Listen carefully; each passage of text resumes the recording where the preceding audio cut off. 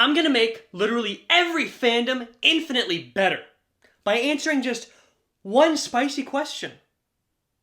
Do politics belong in fandoms? The answer, of course, is no. Yes! Yes, they do.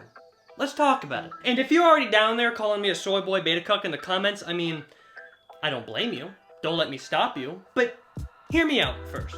2020 has been a very political year. I never want to hear the word president ever again. And with the pandemic driving more people online, and with the making shit more political, people have wondered, do fandom spaces on the internet need politics? Even if fandoms themselves don't revolve around politics. My answer is yes, and I'll be arguing with 3 different points. Technically 2, one by the amazing Zillion Ross. But my first point concerns itself with what fandoms are. And a quick disclaimer, I am a furry degenerate, as you can see, though I will not be doing this video with these paws on because they get really fucking hot, and I can tell I'm gonna be filming for a while. So I'll be using the furry fandom as like a big example throughout the video, but all of my points pretty much apply to any fandom that you can think of, whether it's like your classic Star Trek, your Steven Universe, whatever acid trip Toby Fox is cooking up right now. And comment down below if you're also from a fandom.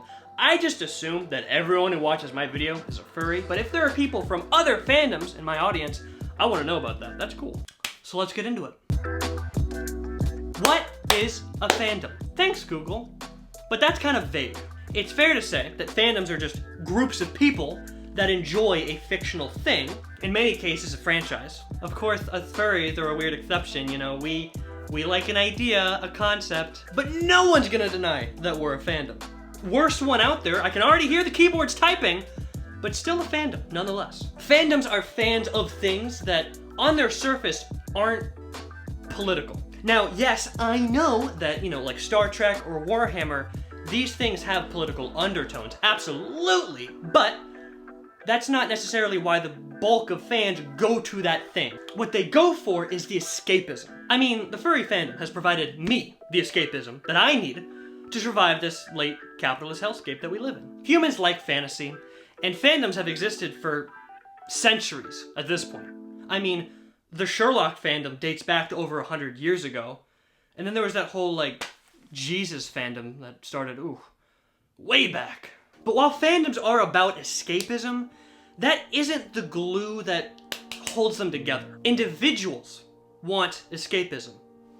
Bob, for example, maybe Bob, you know, after work, watches a couple episodes of Pokemon because he used to watch it in his childhood and he's feeling a little nostalgic. But does Bob hang out on the Pokemon forums? Does Bob roleplay as a Lucario on said forums? Leftism alert! Look out! Fandoms are all about solidarity. You go to them for escapism, but you're tied together by a general solidarity. There is no hierarchy, it's just about enjoying a piece of fiction or whatever with others.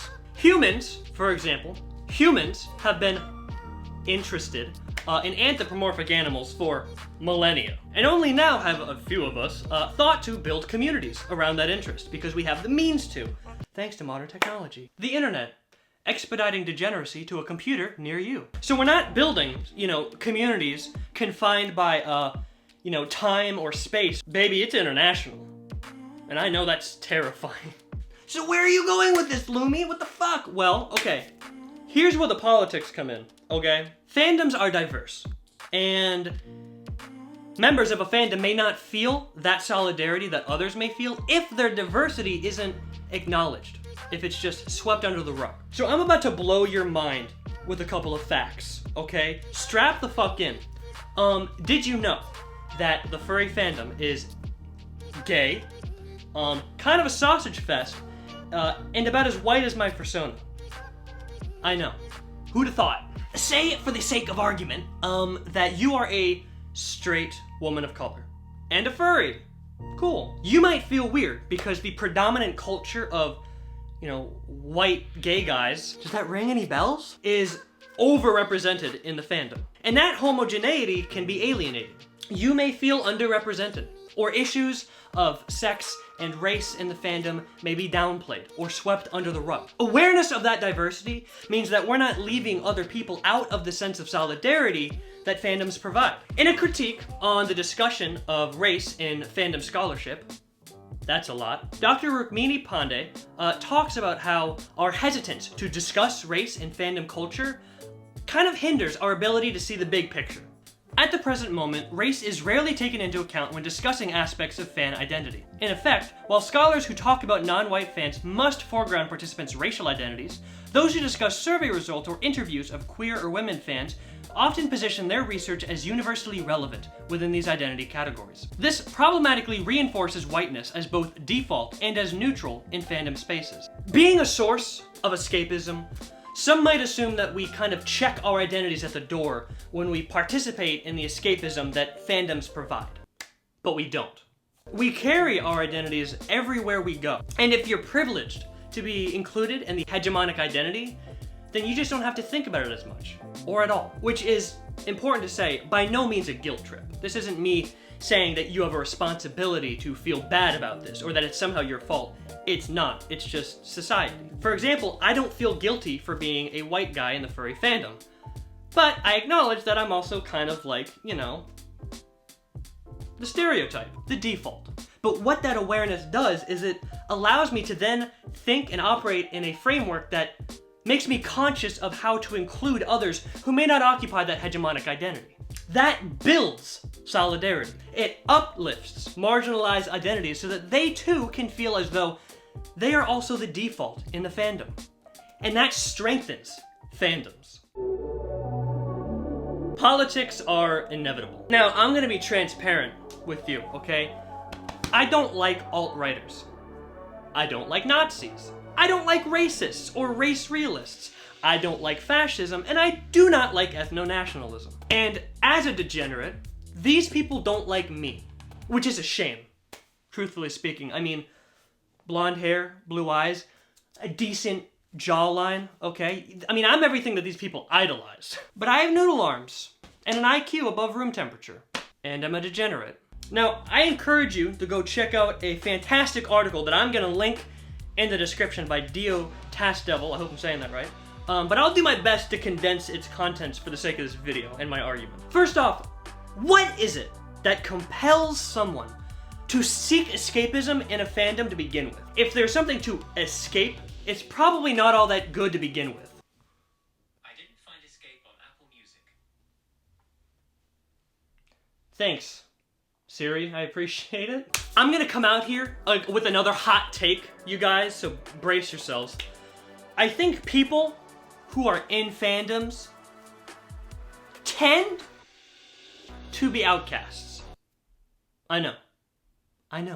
I know that you are looking at this fine specimen and wondering, how can he be an outcast? What? It's more likely than you think. They don't play sports, they aren't very social in school, and they are suffering under the atomization of 21st century capitalism, and then Naruto kicks down the fucking door and says, hey kids, man-children, I'll provide you with dopamine and social acceptance. And that is exactly the kind of people that far-right extremists like to target. A report, in part by the Department of Homeland Security, details on the recruitment tactics for far right-wing terrorists. They identified the leading motivation for joining such far-right extremist terrorist cells as being a search for meaning and acceptance. That's a little familiar. It's really easy to play off these desires for acceptance and belonging in a fandom. I mean, you already have a group of people who are seeking acceptance and belonging against a world that they feel, to some extent, pitted against. So all you have to do is go into these communities, go into these fandom spaces and say, hey, Naruto, pretty cool guy. Furries, not cringe. Also, your lives suck because of communists and globalists. And listen, at that point, infiltration, provided no one like pushes back on you, becomes a piece of cake. For the most part, the furry fandom has been pretty good at resisting this phenomena.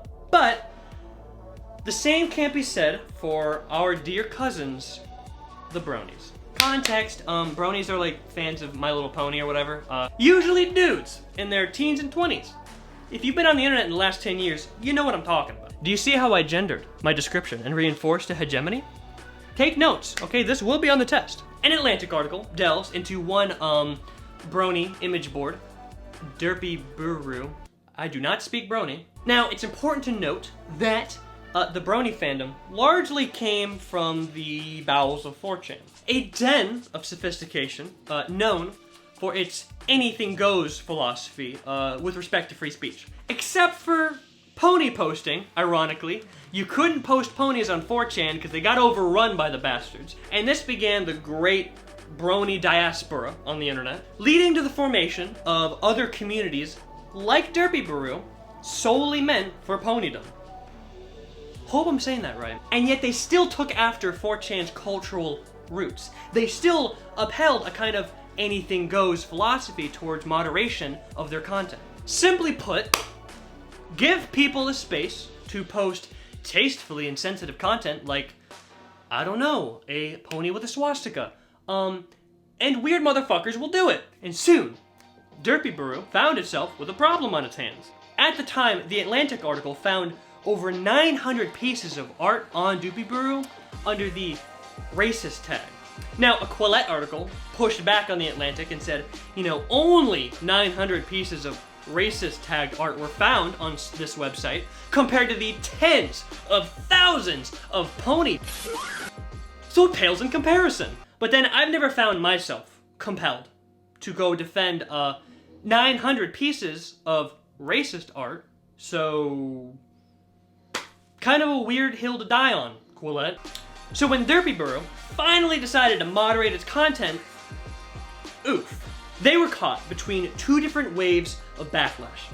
One that accused them of infringing upon their freedom of speech, and the other which lambasted them for not having done anything before to stamp out extremist content. And this is all because Derpy Buru felt that politics didn't need to be discussed respectfully and responsibly in the fandom. Had Derpy Buru decided that politics were worth talking about, and that some level of moderation was necessary, they could have avoided the entire mess. Talking about politics in the fandom, rooting out exclusionary extremism and hateful rhetoric, keeps fandoms alive. It is messy work, but it prevents bigger messes in the future. And to be truthful, it's not all that bad. Which leads us to point 3. I'm gonna pass the mic on to my good friend, Zillion, so that he can discuss his thoughts on the matter. My name is Zillion Ross, and Lumi asked me to help with this politics video, so I agreed to. Now, in terms of politics in the furry fandom, and just in subcultures in general, for the most part, they've always been there.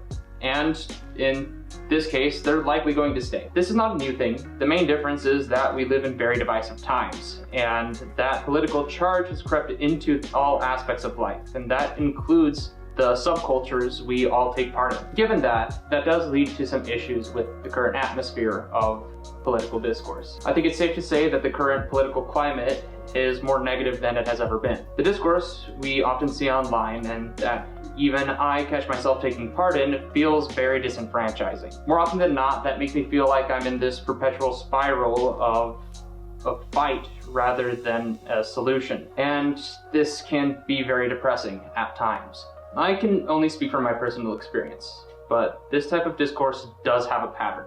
This pattern in question has to do with indignation and satisfaction. When we have indignation, we speak out against it, and we tend to do it very vocally. Whereas when we're satisfied, we really don't talk about it, because we assume this is the way things are supposed to be. And therefore, we really don't need to say anything about it, because that's just how it is.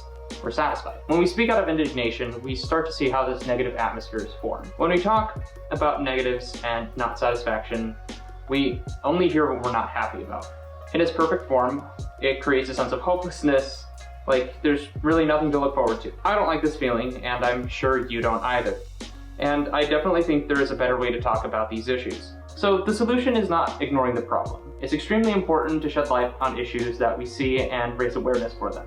It's one of the most important steps in finding a solution. It's okay to be critical of what's going on, and I still encourage you to do so. But more important than being critical is to point out what is done right, and to encourage others to do the right thing. When something does go right, or something leads to the right direction, acknowledge it. Just how you would if someone did something wrong. Basically, encourage good people for doing good things. And also encourage people who maybe have misstepped and are acknowledging their own mistakes as well. Because it's paramount that if we talk about the bad, we also acknowledge the good. I don't think it's healthy to have one without the other. We can be critical of others, that's fine. But if we don't point out what the correct way to do something or the right way that we see something is done, then what are we really doing? It's okay to point out problems, but if we don't point out solutions, we're gonna keep going in circles. And I think for us to have a healthy conversation about politics and have a healthy discourse about politics in a fandom or subculture, we as a subculture, or those who are in that subculture, need to talk about it in a constructive way, where you acknowledge the bad and take it for what it's worth, scrutinize it and be critical of it, but also acknowledge the good and see the goal in doing things the right way and have the vision, because without a direction, we're gonna keep going in circles. Next time you see somebody do something good, acknowledge it, encourage them, empower them. That's how we're gonna have a good conversation about this. And I think that'll help a lot of us have a healthier relationship with talking about this stuff in our respective subcultures. Big thanks, Zillion. I love that guy. You should go check out his channel, Imaginatively Unimaginative. He posts amazing content there, and if you enjoy my stuff, you'll definitely love his. It's been a long year. Politics is, frankly, the last thing I want to think about right now. But it's inescapable. And for fandoms to continue to provide their communal escapism, we can't ignore politics' omnipresence. So, I ask you, pay the fuck attention and think about politics a little bit. Just a little bit, I implore you. And one last point for you guys, perhaps the most important point of all. I want you to scroll down until you see a red button that says subscribe. If you could click that, and if you really like this video, give me a like. The algorithm just, treats me so good when y'all do that. Feel free to share this video and comment down below. Do we need to have a larger discussion about politics in fandoms? But for now, I'm tired. Go check out Imaginatively Unimaginative. I'm gonna take a break and peace out for a couple weeks because it's winter time, it's the holidays. So yes, happy solstice, happy holidays, Merry Christmas, Kwanzaa, Hanukkah, and I will see you guys in 2021. But first, let's give a collective fuck you to 2020. Fuck you. Okay, I'm done. Illy, bye, I gotta go. I got stuff to do.